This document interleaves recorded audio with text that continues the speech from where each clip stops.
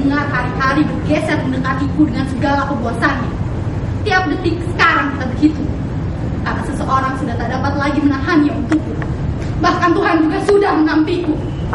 Sebentar lagi mereka akan datang. Mereka akan menjemputku ke lapang tembak. Mataku akan dibalut kain hitam. Dan setelah itu, seluruh dunia aku akan menjadi hitam. Aku akan terkulai di sana berlumuran darah, jadi onggokan daging bekas. Sementara dunia akan terus berjalan dan kehidupan melenggang, seolah tak kekurangan apa-apa tanpa aku. Ini adalah kesempatanku yang terakhir untuk menunjuk arti. Ingin kulalui lagi apa yang sudah aku jalani. Namun, apa yang dapat aku lakukan dalam waktu singkat tetapi dahsyat?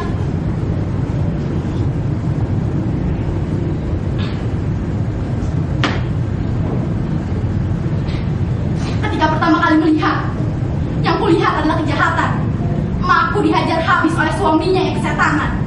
Ketika pertama kali mendengar, yang kudengar adalah keserakahan. Para tetangga datang dan menyumpahi kami supaya terkubur. Ketika pertama kali berbuat, yang aku lakukan adalah dosa.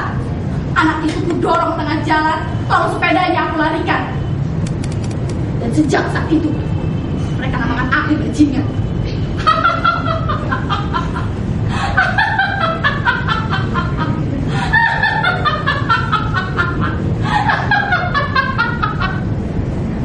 Bajingan. Mula-mula aku marah karena nama itu diciptakan untuk membuangku. Tetapi ketika aku mulai terbiasa menggunakannya, banyak orang mengaguminya. Banyak orang datang padaku hendak berguru. Aku dinobatkan sebagai pahlawan.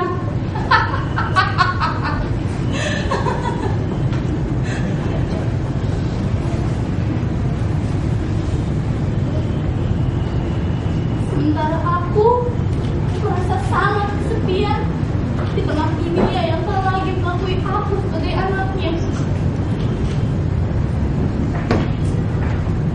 Masih kecil! Kau masih di situ rupanya. Kau ingin mengucapkan selamat jalan kepadaku, atau hanya ingin mencuri razumku seperti biasa? Kau tahu artinya dibuang. Kau tahu, dan kau bisa membayangkan ketika sejumlah orang di sana mengaku berhak untuk menghapuskan seluruh dunia dari mata seorang manusia. Tidak. Kau tidak tahu. Kau cuma bisa makan dan berak. Berpikir bukan tugas kamu.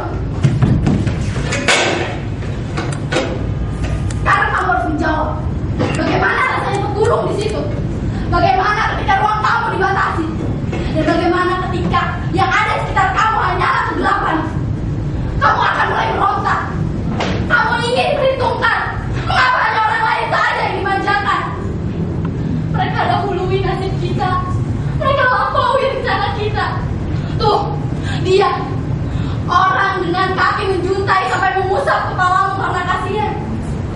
Ya, hanya karena kasihan. Tidak ada pembelaan dan tidak ada perbuatan apa-apa yang konkret. Mereka sudah sangat berkuasa. Gila, kamu melawan.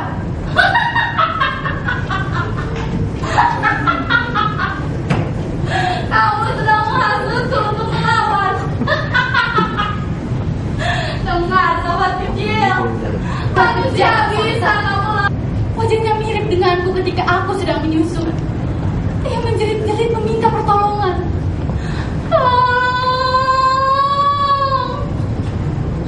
Aku jadi terharu karena tidak ada orang lain kecuali aku, sebuah batu. Akhirnya aku meloncat dan mengingkari diriku sendiri. Raksasa itu akhirnya kuhantam. Raksasa itu mati, tapi anak itu juga lari. Kemudian di mana-mana ia bercerita bagaimana membunuh raksasa dengan tinjunya. Dan itulah aku.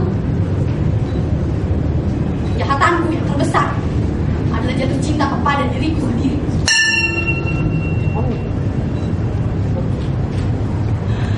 Selamat tinggal dinding bisu dengan segala suara yang kau simpan. Selamat tinggal jendela yang selalu memberi aku matahari dan bulan. Selamat Selamat tinggal sobat kecil yang selalu mencuri ransumku. Selamat tinggal sipir penjara yang marahnya tak habis-habis pada dunia. Dan selamat tinggal kamu, pembunuh yang takkan keluar hidup-hidup dari penjara ini. Inilah salam dari Surti, sahabat semua orang. Selamat tinggal segala yang ku cintai dan ku benci. Ingin ku jalani semuanya sekali lagi, tapi tak bisa. Janjiku sudah lunas. Sekarang aku berjalan dalam kebisuan untuk membeku bersama masa lalu.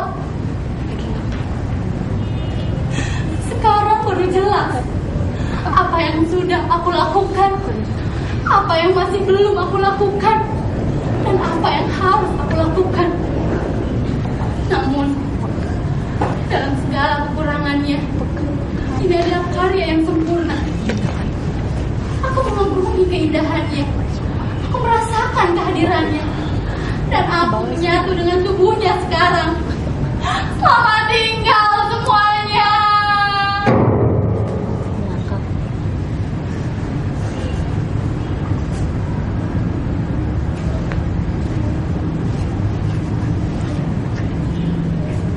Terima kasih atas perhatian saudara-saudara.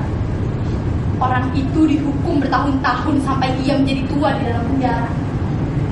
Mula-mula ia masih berharap akan adanya pengadilan berikutnya. Tapi ternyata putusan itu sudah final. Kemudian ia mengharapkan akan adanya suatu pengampunan. Namun itu juga ternyata sia-sia, karena banyak kasus yang akhirnya mengubur nasib mereka. Saudara-saudara, kita memang terlalu cepat lupa. Akhirnya ia mencoba untuk menunggu. Sesaat sebelum pintu penjara dibukakan, seorang wartawan membuka kasus ini kembali. Bukti-bukti baru bermunculan. Bahkan dengan tidak terduga, orang itu muncul sebagai orang yang tidak bersalah. Namun sebelum pintu penjara dibuka untuk memberikan kebebasan kepadanya, orang yang malang itu mati digantung diri. Bukan karena putus asa, tapi sebagai bentuk protesnya. Mengapa keadilan memakai jam karet? Omong kasar! Orang itu menghukum dirinya sendiri karena telah bertahun-tahun di dalam penjara. Dia baru menyadari kalau semua perbuatannya keliru. Bahkan dia yakin hukuman mati juga tak setimpal dengan dosa-dosanya. Memang ada kesalahan-kesalahan menghukum, tapi ini beda. Jangan dicampur. Ini bukan nasi gandum. Harus dicampur supaya jelas salahnya. Itu memutar balik soal. Memang harus begitu. Tidak ada jalan lain. Kamu sopasen. Kejujuran kamu disalahgunakan. Tolong. Biar nyaho. Tolong. Pikirannya sudah kacau. Lidah yang